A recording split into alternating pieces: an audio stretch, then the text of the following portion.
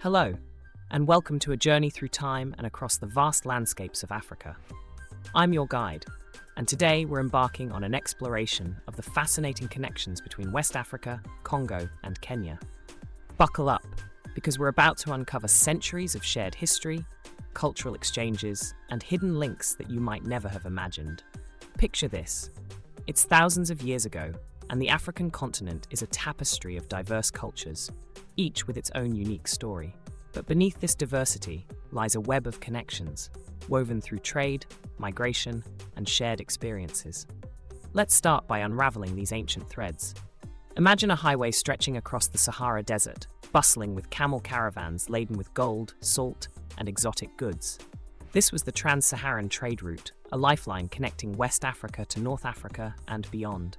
From the great empires of Ghana, Mali, and Songhai, traders ventured north, exchanging their precious cargo for goods from distant lands. But it wasn't just goods that traveled these routes. Ideas, beliefs, and cultural practices hitched a ride too. This trade fostered the growth of legendary cities like Timbuktu, where scholars and traders from across the known world rubbed shoulders. The wealth and knowledge flowing along these routes helped shape the destinies of West African kingdoms, influencing their art, architecture, and even their systems of governance. Now let's shift our focus to one of the most significant movements of people in African history, the Bantu migrations. Picture waves of people, armed with advanced agricultural techniques and iron-working skills, gradually spreading out from the Nigeria-Cameroon borderlands.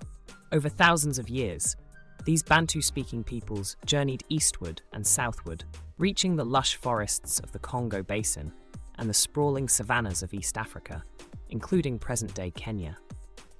As they traveled, the Bantu brought with them not just their languages, but entire ways of life. They adapted to new environments, intermingled with local populations, and in the process reshaped the cultural and linguistic landscape of much of sub-Saharan Africa.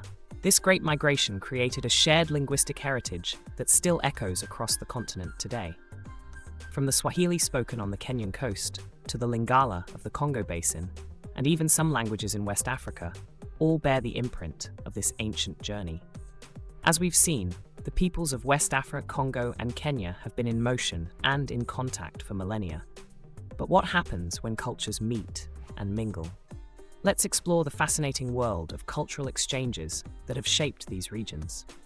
Art speaks a universal language, and when we look closely at the artistic traditions of West Africa, Congo, and Kenya, we can see a conversation that's been going on for centuries.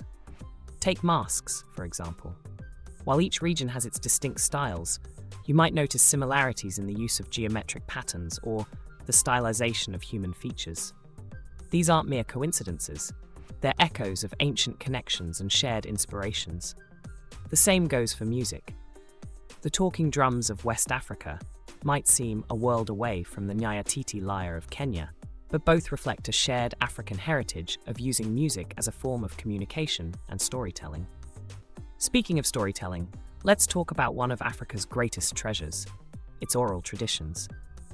From the griots of West Africa to the elder storytellers of the Congo and Kenya, the art of passing down history and wisdom through spoken word is a shared heritage. And here's where it gets really interesting.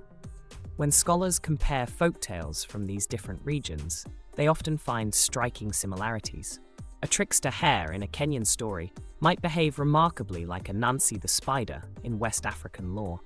These shared motifs hint at ancient connections and common ancestries that stretch across the continent. Religion and spirituality form another fascinating thread in our story.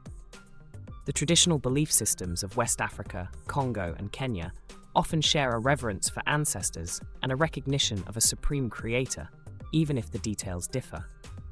But it's not just traditional beliefs that connect these regions.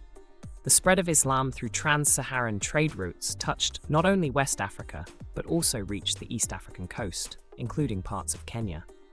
Later, Christianity would make its way across the continent, albeit often through the problematic vehicle of colonialism.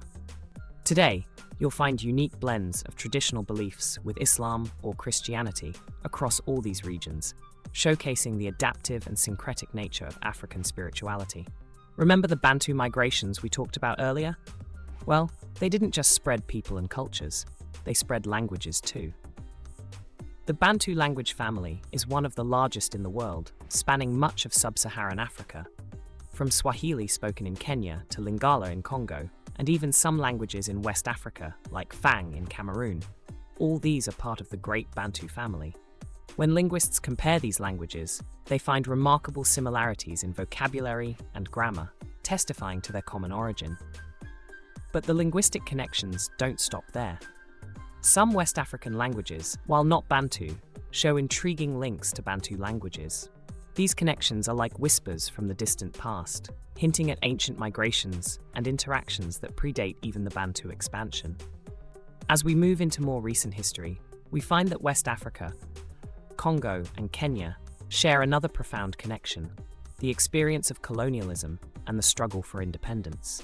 In the late 19th century, European powers carved up Africa like a chessboard, drawing borders that often ignored existing ethnic and cultural boundaries.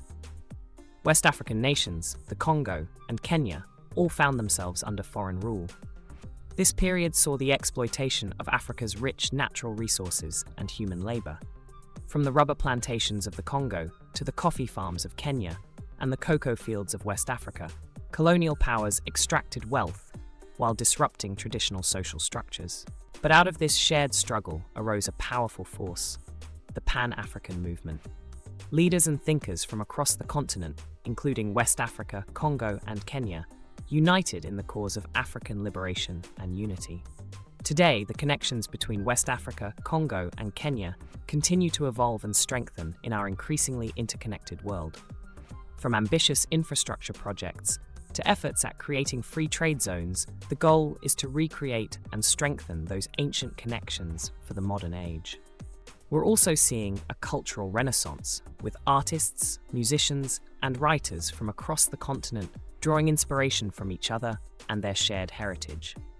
African literature, music, and film are gaining global recognition, showcasing the richness and diversity of African cultures to the world. Thank you for joining me on this journey across time and space. Until next time, keep exploring the hidden connections that make our world so fascinatingly interconnected.